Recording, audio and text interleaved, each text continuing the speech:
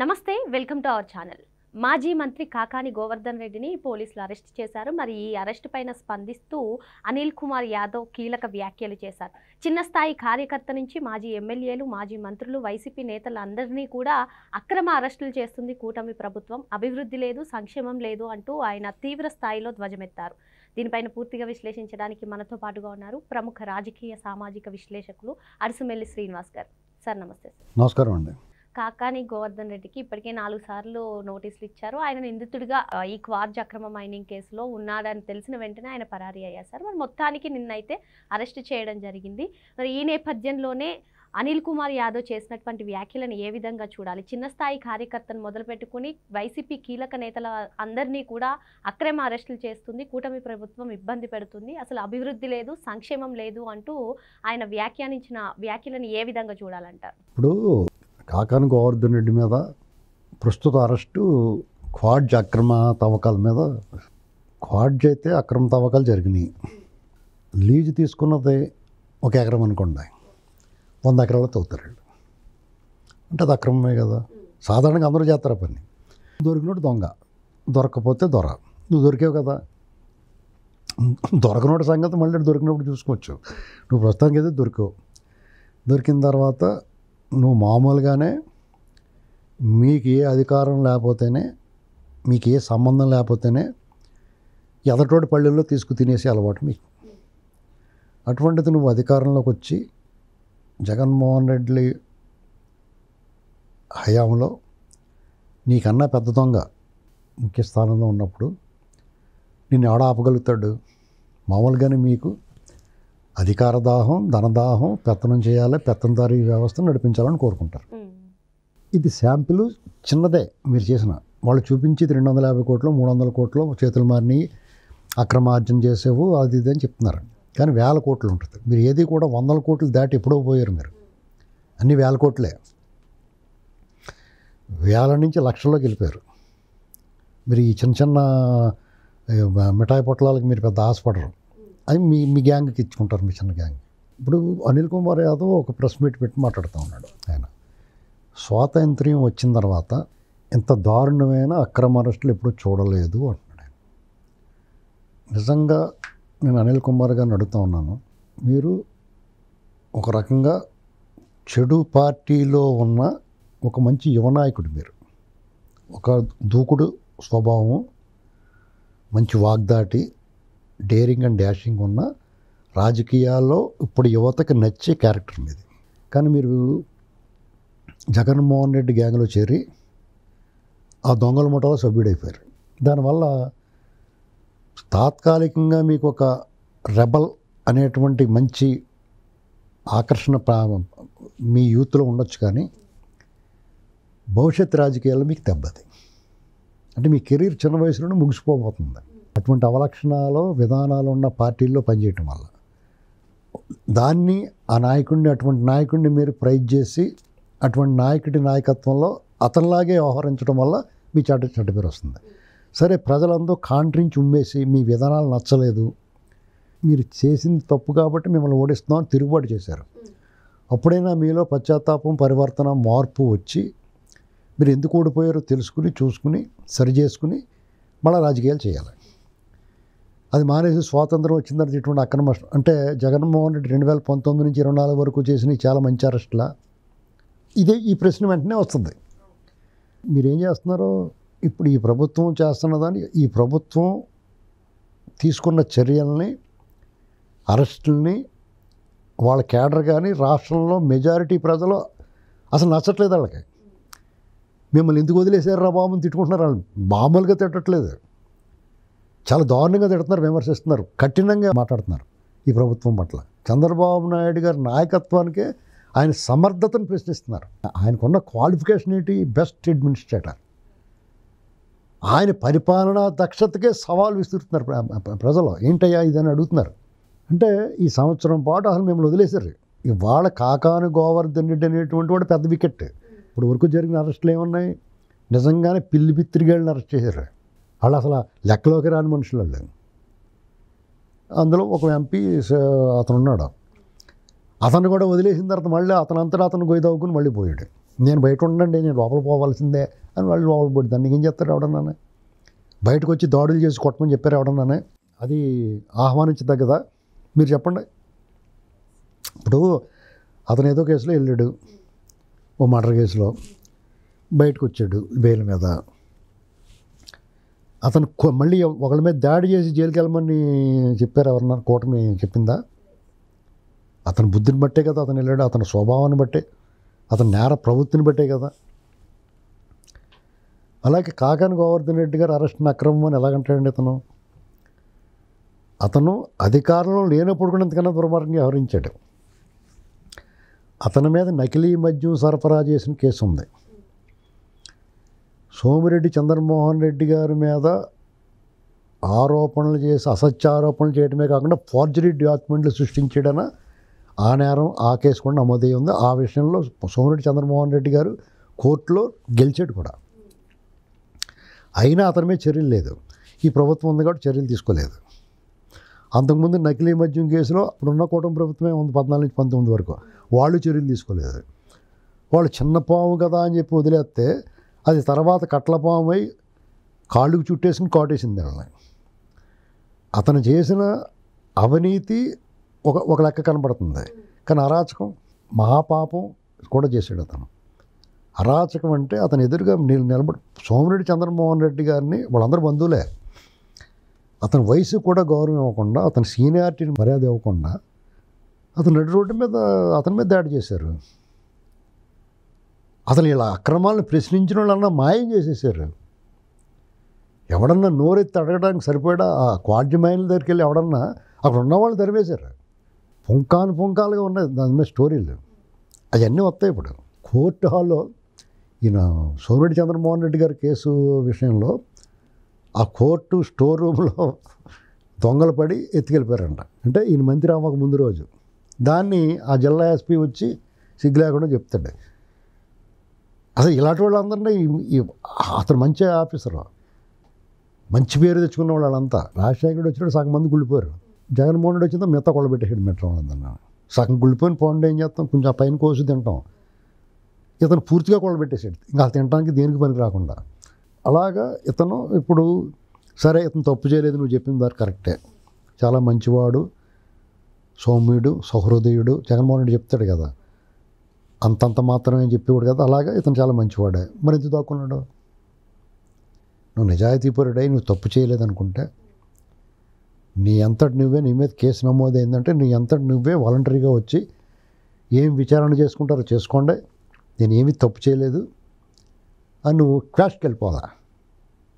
చంద్రబాబు నాయుడు గారు ఏం చేశారు? ఆయన అరెస్ట్ చేస్తే అసలు నీ తప్పు, నీ నేరం నేను చేయలేదు అని చెప్పాడు ఆయన. వెళ్ళిపోయాడు తల వంచుకుని, మీరు ఇది అన్యాయం అరెస్ట్ అన్నాడు. నోటీస్ ఏది, నా మీద కేసు నమోదు చేశారు, ఏ కేసు, ఇందులో అరెస్ట్ చేశారు నన్ను అని అడిగాడు. మీరు ఇది అన్యాయం, అక్రమం, స్వాతంత్రం వచ్చిందంటే ఇటువంటి అరెస్టులు జరగలేదని బాధపడిపోతున్నా అంటే చరిత్ర అంటే 40-30 ఏళ్ళ గురించి నీకు తెలియకపోవచ్చు, మీకు అంత బుర్రలేదు. నిన్న కాకమొన్న మీ హయాంలో మీరే కదా 23 సెప్టెంబర్లోనే కదా చేశారు చంద్రబాబు నాయుడు గారిని. అది చాలా సక్రమమైన అరెస్టా? సిగ్గుందా మాట్లాడడానికి ఏమన్నా? ఇప్పుడు ఏదైనా మాట్లాడుతున్నామంటే కనీసం మీ పార్టీ వాళ్ళు అన్నా ఓ బాబు ఇదేట్రా బాబు ఇలా మాట్లాడుతున్నాం అనుకోకుండా ఉండాలి కదా. అలాగే ఇతను వచ్చి పైగా మేకపోతుగా మీరు ఏం చెప్పి నా కోసం ఎతకటం ఏంటి, నేను హైదరాబాద్లో మా ఇంట్లో కూర్చున్నాను నేను అని చెప్పడం, ఫోన్ చోట పెట్టి తనో చోట ఉండటం, ఆచూకీ దొరకకుండా. అంటే ఫోన్ ట్రేస్ చేస్తారు కదా. చివరికి పోలీసు వాళ్ళు సీరియస్గా వెళ్ళేటట్టు మాయం. ఆఖరికి వీళ్ళందరూ కలిపి అక్కడక్కడ బెంగళూరులోని చెప్తున్నారు, వార్తలు వస్తున్నాయి, తీసుకొచ్చారు, వైద్య పరీక్షలు చేశారు, దుఃఖలా బాగానే ఉన్నాడని చెప్పారు డాక్టర్లు, కోర్టుకు పెట్టి ఈ లోపల విచారణ చేస్తే ఏమో తెలియదు, గుర్తులేదు, మర్చిపోయిన అదే పాట రికార్డ్ క్యాసెట్ వీళ్ళందరికీ 1000 క్యాసెట్లు తయారు చేసి ఇచ్చాడు సీతారామాంజనేయులు. తలకు క్యాసెట్ జైలు పెట్టుకెళ్తున్నారు, అదే పెట్టేస్తున్నారు చెప్పాడు, అయిపోద్ది. ఇప్పుడు కోర్టు పెట్టి మళ్ళీ కస్టడీకి అడుగుతారు, ఆ కస్టడీకి ఇస్తే మళ్ళీ విచారణ చేస్తారు. ఇదే తెలియదు, గుర్తులేదు, మర్చిపోయినని చెప్తే ఇంకా అలాగే నడుస్తూ ఉంటుంది కదా. వాళ్ళు పోలీసు వాళ్ళు కూడా ఒక అప్లికేషన్ పెట్టుకోవాలి, వీళ్ళు రాడ్ బెండింగ్ చేస్తామండి జడ్జి గారండి, వీళ్ళకి కాళ్ళు అయ్యి మెలితిప్పి చెప్పిస్తామండి, ఇలా చెప్పట్లేదండి బాబు, మా బాధలు గమనించండి. వాళ్ళ బాధలు గమనిస్తున్నారు జడ్జి గారు, కొట్టారా మిమ్మల్ని అని అడుగుతారు. అలాగే వీళ్ళు చెప్పారా మీకు సరిగ్గా చెప్పట్లేదని ఎడ్డుమంటే తెడ్డుమంటున్నారండి అని వీళ్ళని కూడా అడగాలి కదా. ఇప్పుడు న్యాయం రెండు వైపులా చూడాలి కదా. ఇప్పుడు వాళ్ళ మీద ప్రెజర్, దర్యాప్తు చేయండి, పట్టుకోండి, మీరు నిజం చెప్పించండి అని మనం ప్రెజర్ చేస్తూ ఉంటాం. మరి వాళ్ళు ఎలా చెప్తున్నారో ఏంటో కూడా మరి వాళ్ళకు కూడా కొంత చేతులు కట్టేసి, ఇప్పుడు కాళ్ళు చేతులు కట్టేసి నువ్వు యుద్ధం చేయమంటే ఏం చేస్తాడు. కాబట్టి ఆ వెసులుబాటు కూడా వాళ్ళకి ఇవ్వాలి. పర్లేదండి చూసి చూడండి, మేము అందరం కళ్ళు మూసుకుంటూ రౌండ్ వేయండి అని చెప్పాలి. అంతే కదా. ఇప్పుడు అంకుశం సినిమా వచ్చింది రాజశేఖర 89 ఆ ప్రాంతంలో. అందులో రాజశేఖరుడు కొంచెం దూకుడు స్వభావం, దురుసు స్వభావం అని ఒక ఎస్ఐగా ఉంటాడు ఆ పాత్ర. ఎవడన్నా మాడితే 2 పీకుతూ ఉంటాడు. ఒక విలేకరు వచ్చి మీరు మీ ఇష్టమైనట్టు చేస్తున్నారు, మేము చట్టాన్ని చేతిలో తీసుకుంటున్నారు, మీ ఇష్టమైనట్టు కొడతామేంటి అది ఇది అంటున్నాం. సర్లేండి పని చూసుకోమంటాడు. పేపర్లో రాసేస్తూ ఉంటాడు అన్నమాట, కొడుతున్నాడు అది ఇదని. తర్వాత అతను కెమెరా దుబ్బేసాడని వస్తాడు, కంప్లైంట్ ఎదురడానికి వస్తాడు. సరే అయితే మీరు పలానా వాళ్ళు దుబ్బేశారు అని చెప్తాడు. సరే వాళ్ళు పట్టుకోమంటాడు. వాళ్ళు తీసుకొస్తారు, కూర్చోబెడతారు. కూర్చోబెట్టిన తర్వాత అయ్యా మీరు ఈ కంప్యూటర్ లేకపోతే ఈయన ఏదో కెమెరా దుబ్బేశారని చెప్పేసి మేము కంప్లైంట్ వచ్చింది, అది తీసుంటే ఇచ్చేయండి అయ్యా అంటాడు. లేదు సార్ మేమేం తీయలేదండి అంటారు. మళ్ళీ రెండోసారి అడుగుతాడు, మేము తీయలేదని చెప్పాం కదా సార్ అని కోపడతారు వాళ్ళు. ఆ రౌడీ దొంగోళ్ళు ఎస్ఐమే కోపం కూడా వస్తుంది వాళ్ళకి. మళ్ళీ అడిగితే ఏం సార్ మాకు టైం అయింది తీయలేదని చెప్పాం కదా అంటాడు. ఆ తర్వాత అప్పుడు ఆ విలేకరు కోపం వస్తుంది. ఏంటి సార్ మీరు బతిమాలుతారు, వాళ్ళు బతిమాలితే చెప్తారు అది అంటాడు. అదేంటి సార్ మీరు చట్టాన్ని చేతిలో తీసుకోకూడదు కదా, మరి వాళ్ళు ఎలా మరి మీరు చెప్పిన ప్రకారం అడిగాం కదా, వాళ్ళు ఎలా చెప్తారు మరి అంటే, లేదు సార్ నేను తగిలిస్తే చెప్తాను. సరే అయితే మీరు కూర్చోండి అని చెప్పేసి వీళ్ళు కూల్ డ్రింక్లు తెప్పించమంటాడు. ముందు వీళ్ళందరికీ కూర్చోబెట్టి కూల్ డ్రింక్ తెప్పించమన్న తర్వాత నాకు అక్కడ కూల్ డ్రింక్ వచ్చి కాఫీ కావాలంటారు. ఇలాగా అంటే వాళ్ళు బతిమాలి కూర్చోబెట్టి మాట్లాడితే వాళ్ళు ఎలా వ్యవహరిస్తారనేటువంటి చాలా బాగా తీసాడు సినిమా కోర రామకృష్ణ గారు. ఎప్పటికైనా మార్పు ఉందా ఆ విషయంలో? నువ్వు బతిమాలితే గడ్డం కింద బెల్లముక్క పెట్టి నువ్వు చెప్పరా బాబు అంటే చెప్తాడా? అందులో వీళ్ళు నొటోరియస్ అంటే కరుడు కట్టిన నేరస్తులు. వీళ్ళు ఏనుగులనే కాదు ఏనుగులు కూడా తినేస్తారు. అటువంటి మనుషులు వీళ్ళు బతిమాలితే ఎందుకు చెప్తారు? అయితే మరి కాకాని గోవర్ధన్ వాళ్ళు ఎంత బలమైన వాళ్ళు కదా, అసలు నదురు బెదురు లేని వాళ్ళు కదా, జంకు గొంకు లేని వాళ్ళు కదా, బరిదేగించిన వాళ్ళు కదా, వ్యవస్థలన్నీ వాళ్ళు దాసోహం అన్నాయి కదా, ప్రభుత్వ యంత్రాంగంలో కూడా పోలీసు యంత్రాంగంలో కూడా వీళ్ళు మనుషులు ఉన్నారు కదా, ముందుకొస్తేగానే సమాచారం వస్తుంది కదా. మరి ఎందుకు దాక్కున్నాడంటే కూటమి ప్రభుత్వాన్ని మనం మెచ్చుకోవాల్సిన అంశం ఉంటుంది. వాళ్ళు రాష్ట్రం వాళ్ళు చేసినట్టు మనం చేయకూడదు, రాష్ట్రం విధ్వంసం చేసాడు, దాన్ని సరి చేసుకుంటున్నాం, ఇచ్చిన హామీలు ఉన్నాయి, మనకి వాళ్ళకి తేడా ఉండదు, రాష్ట్రాన్ని సరిచేసి రాష్ట్రంలో మనం చెప్పిన హామీలు నెరవేర్చుకోవాలని ఆ పనిలో వాళ్ళు ఉన్నారు. అది కళ్ళ ముందు కనపడుతుంది. ఇక మొదలెడదామా అనుకున్నారు మొన్న మంత్రివర్గ సమావేశమై. మెల్లమెల్లగా కొన్ని వికెట్లు కొంతమంది లోపల పంపించారు. ఇప్పుడు తీసిన వాటిలో పెద్ద వికెట్ ఇది. అంతకుముందు వల్లభనేని వంశీని తీసుకెళ్ళాడు. వీళ్ళందరికీ భయం ఏం పట్టుకుందంటే వల్లభనేని వంశీని చూస్తే భయం వచ్చింది. ఎందుకంటే అతను మంచి లడ్డు ఉండలాగా బందర్ లడ్డు ఉంటుంది కదా, బందర్ లడ్డు తెలుసు నీకు, శనగపిండి అది చేసి మంచి పాకం పట్టి చేస్తారు, నున్నగా నిగనగలాడుతూ ఉండేవాడు. పైగా జీడిపప్పు కిస్మిస్ అంటే ఇచ్చినట్టుగా మంచి తలక రెండు వేసి మంచి బాగుండేవాడు. అలాంటి ఇప్పుడు ఎలాగైపోయాడు బయట చూడండి. ఆయాసం, దగ్గు, రొంప, ముక్కు చేదటం, సరిగ్గా నడవలేకపోవడం, తూలిపోవటం, వామిటింగ్స్ చేసుకోవడం, మధ్యలో హాస్పిటల్కి తీసుకెళ్ళి ఊపిరాడతలేదంట అతనికి, బ్రీతింగ్ ప్రాబ్లం ఉన్నది. హాస్పిటల్కి వెళ్తే అసలు దుఃఖలో ఉన్నా నీకేటి పర్లేదు అంటున్నారు వాళ్ళు. అవన్నీ చెక్ చేస్తే బాగానే ఉంటాడు. మరి ఇప్పుడు అవన్నీ కొన్ని శారీరక రుగ్మత రకరకాలుగా ఉంటుంది. క్రానిక్ అంటే చాలా సీరియస్ అయిపోయి రోగిని హాస్పిటల్లోనే పాడేయాలి, ఆక్సిజన్ పెట్టేయాలని ఉంటుంది. కొన్ని వాటికి పర్లేదండి మందులు వేసుకుని వెళ్ళిపోండి అంటారు కదా, డాక్టర్ గారు చెప్తారు మందులు వేసుకుని వెళ్ళిపోండి అంటారు కదా, అలాంటి రోగం ఇది. కానీ అతనికి మాత్రం మరి ఇంటికాడ ఉన్న సౌకర్యం జైల్లో ఎందుకు ఉంటుంది? కొన్ని ఆ రకమైన ఇబ్బంది ఉంటుంది డెఫినెట్గా. దాంతో అది చూసిన తర్వాత భయం వచ్చింది వాళ్ళకి. కొడాలి నానికైనా వీళ్ళకైనా ఎవరికైనా సరే లోపల గుండె అదిరిపోతుంది. వాళ్ళకి పెద్ద శిక్ష ఇది. మనమే కేసులు ఉన్నాయి, ఎప్పుడు పట్టుపోతారు. ఇప్పుడు రాంబాబు అయితే మీరు మాకు చెప్పండి బాబు, బెదిరించకండి నేనే వచ్చేస్తాను అంటున్నాడు. తలరంగు అది పెట్టుకుని బట్టలు సర్దేసుకుని తలరంగు అది పెట్టి అందుకు తలరంగు వేసుకుంటూ మానేసాడు అతను. ఏంటి ఆడికి ఏంటంటే మళ్ళీ షేపులు మారిపోయినాయి అంటున్నారు కదా, ఇలాంటివి ఏమి లేకుండా ఉన్నాయి. కాబట్టి ఆ భయం అయితే వీళ్ళు టార్చర్ పెట్టేస్తున్నారు, మానసిక చిత్రహింసలు చేస్తున్నారు, వీళ్ళు చిత్రవాద అనమాట. ఈ విషయంలో కూటమి ప్రభుత్వంలో ఒక యువ నాయకుడు నిజంగా హీరో అండి లోకేష్.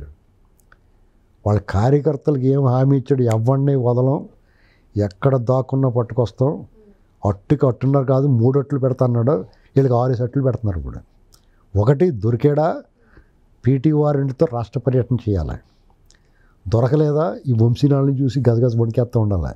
వాళ్ళ కార్డు వాళ్ళు వాడుకోలేదు, ఏటీఎం కార్డు, వాళ్ళ ఫోన్ వాళ్ళు వాడుకోలేరు, వాళ్ళు ఉనికిని వాళ్ళ ఆధార్ కార్డుతో వాళ్ళు రూమ్ తీసుకోలేరు ఎక్కడన్నా దాక్కున్నా కానీ. అందుకనే సత్యమంగళం, కోరమంగళం ఇలాంటి అడవుల్లో దాక్కుని అక్కడ వ్యవహారం చేస్తా, అక్కడ స్పాల్లోనూ గట్టనే రిలాక్స్ అవుతుంటే టకామని పోలీసులు వచ్చి నిలబడుతున్నారు ఎదురుకున్నాను. ఒంటి మీద దేవతా వస్త్రాలు ఉన్నాయో లేదో తెలియదు, గబక్కలు వేసి సోషల్ మీడియా నిండా వాళ్ళు బట్టలు లేకుండా పడుకున్నాడు, మసాజ్ చేయించుకుంటున్నాడు అని చెప్పి కట్ట వచ్చేస్తున్నాయి. అంటే అవన్నీ ఒట్టితనుకోండి, అంటే కామెడీ చేస్తారు. నీ బతుకు బస్ స్టాండ్ అంటే అదే. నువ్వెంత రాయల్గా బతుకు, నువ్వు ఎంత డబ్బైనా సంపాదించుకో, నువ్వు ఎంత గొప్ప ఫ్యామిలీ నుంచి అయినా వచ్చి ఉండొచ్చు, నువ్వు చేసిన అక్రమాలు దుర్మార్గాలు వాటి వల్ల నీ మర్యాద అంతా పోయి, నువ్వు ఎప్పుడైతే పోలీసు నీ గడప తొక్కారో, ఈ నేరాల మీద నిన్ను అరెస్ట్ చేశారో, చంద్రబాబు నాయుడు గారినే మాట్లాడినారు, రకరకాల మాట్లాడినారు, నువ్వెంత. దీనికి మళ్ళీ అనిల్ కుమార్ యాదవ్ వచ్చి బాధపడిపోవటం, స్వాతంత్రం తర్వాత ఇటువంటివి జరగలేదంటాం, ఇలాంటి వాపోవటం అనవసరం. వాళ్ళు పాపం చేశారు, ఫలితం అనిపిస్తున్నారు, వాళ్ళు తప్పులు చేశారు, శిక్ష పడబోతుంది, వాళ్ళు దోపిడీ చేశారు, దోపిడీ తగ్గ మడత పడద్దు. ఇప్పుడు అతను ఇవన్నీ ఒక ఎత్తు అయితే, రాజధాని అమరావతి నిరసనకారులు మహిళలు న్యాయస్థానం నుంచి దేవస్థానం వరకు పాదయాత్ర చేస్తుంటే నెల్లూరులో ప్రవేశించిన తర్వాత ఆయన శ్రీధర్ రెడ్డి గారు వచ్చి కోటరెడ్డి వాళ్ళకి మీకేమన్నా అసౌకర్యం కలిగితే నాకు చెప్పండి, నేను మీకు సహాయం చేస్తాను, నా వరకు నేను మీకు హెల్ప్ చేస్తానని చెప్పాడు. వీడికేం రోగం, వాళ్ళకి వసతి దొరకకుండా వాళ్ళని ఇబ్బంది పెట్టేసి వాళ్ళ మీద దాడులకు తెగబడి రోడ్డు మీద తిన్నారు అన్న వాళ్ళు. మరి అవన్నీ పాపాలు వదిలిపెడతాయా? నీకు రేపొద్దున లైన్లో నిలబడి తీసుకోవాలి, ఇంకో చపాతీ వేస్తావా అన్నట్టు చూడాలి నువ్వు వాళ్ళని. అంటే నువ్వు అడగమనుకో, నువ్వు అసలు మామూలుగా తినలేవు, కానీ మరి ఎక్కువ ఆకలేస్తే ఇంకో చపాతీ కావాలంటే కూడా ఇవ్వరు వాళ్ళు, అడగాలి ఒకటి ఇవ్వండి ప్లీజ్ అని. ఆ టైప్ తీసుకొచ్చారు కదా. ఇది ఒకసారి మన అధికారంలో ఉన్నప్పుడు, మన పెత్తనం చేస్తున్నప్పుడు, మన టైం సాగుతున్నప్పుడు కళ్ళు నెత్తికెక్కి ఒళ్ళు కొవ్వెక్కి నా అంతటి వాళ్ళు లేడనుకుని ఎవరిని పడితే వాళ్ళని ఎంత మాట పడితే అంత మాట అంటే, రేపొద్దన్న నీ సీన్ సితారైపోయి బొమ్మ బొరుసయ్యి ఉల్టా అయిందనుకున్న టైము కాలం అనేటువంటిది కాటేస్తే, కాలనాగు కాటు కంటే పవర్ఫుల్ విషయం అది, దాని నుంచి బయటపడలేరు. మీరందరూ కూడా ఇతను రాష్ట్ర వ్యాప్త పర్యటన జరుగుద్ది ఇప్పుడు పీటీ వారెంట్ల ద్వారా. పోలీసు వాళ్ళందరూ వచ్చి సార్ మాకు పంపించండి ఇతన్ని, మేము తీసుకెళ్ళాలని అంటారు, మేము వచ్చాం ముందు అంటారు కొంతమంది. అలాగే ఇతను రాష్ట్రం అంతా తిరగాలి. మరో అంశంతో మళ్ళీ కలుద్దాం. Thank you sir.